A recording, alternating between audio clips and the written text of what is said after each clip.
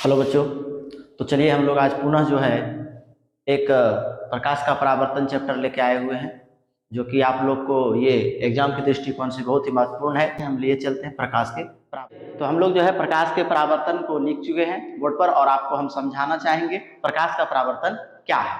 तो एकदम simple way में एक छोटा सा वीडियो के साथ आप लोग सीख सकते हैं प्रकाश का परावर्तन क्या है। तो सबसे पहले देखिए लिखा हुआ है प्रकाश का परावर्तन क्या है।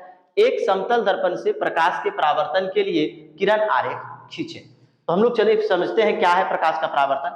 कहता है कि किसी सतह से प्रकाश, जैसे वहां से लाइट निकला और इस सतह पर पड़ा और फिर हमारी आंख तक आती है, इस घटना को प्रकाश का परावर्तन कहते हैं। कहते हैं प्रकाश की किरण किसी वस्तु या सतह से टकराकर उसी माध्यम में लौटने की घटना को प्रकाश का परावर्तन कहते हैं। सिंपल सा समझिएगा फिर से। प्रकाश की किरण किसी वस्तु या सतह से टकराकर उसी माध्यम में लौटने की घटना या क्रिया को प्रकाश का परावर्तन कहते हैं। समतल दर्पण से प्रकाश के परावर्तन के समतल दर्पण से प्रकाश के परावर्तन के लिए किरण आरेख खींचें। क्या है? तो किरण आरेख यहाँ पर आपको दिख रहा है। एक नीचे समतल दर्पण लिया गया है, समतल दर्पण पर इधर से प्रकाश आ रही है, ये आने का सिंबल है। तो आपतित किरण हो गया, ये सतह पर पड़कर वापस लौट रही है, इसे परावर्तित किरण कहते हैं। और इस बिंदु पर लंब डाला गया है, इसीलिए इसे अभिलंब कहते हैं। यहाँ पर दिख रहा है आपतन कोण और अभिलंब के बीच क्या है, आई है, ये आपतन कोण कहलाता है। परावर्तित किरण और अभिलंब के बीच कौन सा कोण है, परावर्तन कोण है। इस सभी बिंदु को यहाँ पर लिख दिया गया। फटाफट हम लोग देख लेते हैं। आपतित किरण किसी बिंदु स्रोत से आने वाली किरण को आपतित किरण कहते हैं। ये देखिए किसी बिंदु स्रोत से प्रकाश आ रही है, इसे आपतित किरण कहते हैं। यहाँ पर परावर्तित किरण यानी कि समतल सतह से वापस लौटने वाली किरण को परावर्तित किरण कहते हैं। ठीक है, तो यहाँ से बिंदु सतह पर पड़ा और ये वापस लौट गया, इसे क्या कहते हैं, परावर्तित किरण कहते हैं। अभिलंब किसे कहते हैं, तो अभिलंब देखिए आपतन बिंदु पर डाले गए लंब को अभिलंब कहते हैं। ये आपतन बिंदु है, इस पर डाले गए लंब को अभिलंब कहते हैं। आपतन कोण किसे कहते हैं, आपतित किरण और अभिलंब के बीच, देखिए आपतित किरण और अभिलंब के बीच बनने वाले कोण को आपतन कोण कहते हैं, जिसे आई से सूचित करते हैं।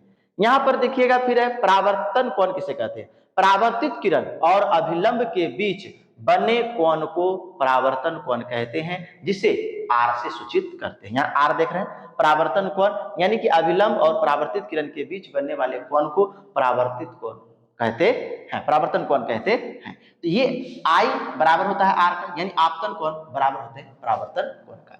तो ये चीजें आपने बढ़िया से सीखा। अब हम लोग देखते हैं प्रकाश के परावर्तन के कितने नियम होते हैं।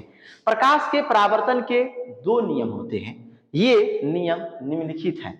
आपतित किरण, परावर्तित किरण और आपतन बिंदु पर खींचा गया अभिलंब तीनों एक ही समतल में होता है। पहला नियम क्या कहता है, आपतित किरण, परावर्तित किरण और अभिलंब तीनों समतल के एक ही सतह पर, देखिए लिखा है अभिलंब तीनों एक ही समतल में होता है, एक ही समतल एक ही बिंदु पर होता है। यहां पर दूसरा बात कहता है, दूसरा नियम, आपतन कोण परावर्तन कोण के बराबर होता है। आपतन कोण परावर्तन कोण के बराबर होता है। तो ये है हमारा प्रकाश का परावर्तन किसे कहते हैं, क्या है, और प्रकाश के परावर्तन के कितने नियम होते हैं। तो आप लोग को याद रखना है और आई होप कि आपको याद हो गया होगा। तो इस प्रकार से आप लोग इसको एक बार और मतलब पढ़ें, इस वीडियो को रिमाइंड करें, बार बार इसको देखें और इससे आपको बहुत ही सुविधा मिलने वाला है। तो इस प्रकार से आपने इस वीडियो से बहुत ही अच्छी तरीके से प्रकाश का परावर्तन किसे कहते हैं वो सीखा और परावर्तन के कितने नियम होते हैं वो सीखे।